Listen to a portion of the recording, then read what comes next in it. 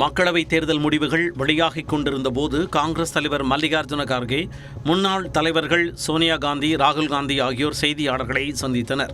அப்போது பேசிய கார்கே, ஆணவத்தாலும் அகங்காரத்தாலும் பாஜக தோல்வியை சந்தித்துள்ளதாக தெரிவித்தார். பரப்புரையின் போது மோடி பேசிய பொய்களை மக்கள் நிராகரித்து விட்டதாக கார்கே தெரிவித்தார். தேர்தல் முடிவுகள் பாரதிய ஜனதாவின் தார்மீக தோல்வியை காட்டுவதாக விமர்சித்த கார்கே, மோடிக்கு எதிரான மக்களின் தீர்ப்பு இது எனவும் குறிப்பிட்டார்.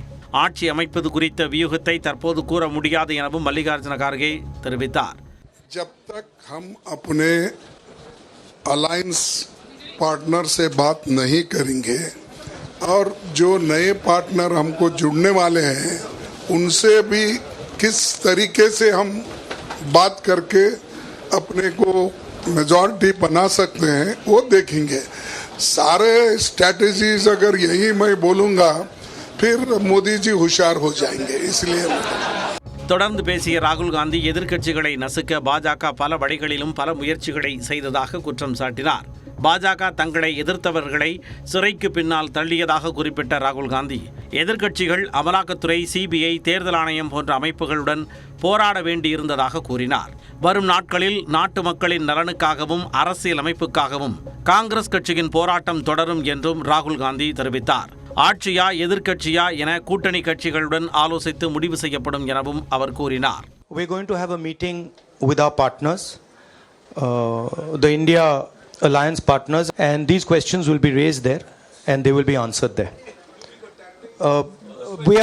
We respect our alliance partners and we are not going to make statements in the press without asking them their opinion.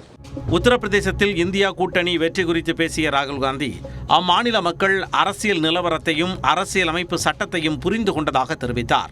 ஊபியில் தனது தங்கை பிரியங்கா காந்தி கடுமையாக உழைத்தார் என்றும் அவருக்கு நன்றி தெரிவிப்பதாகவும் ராகுல் கூறினார்.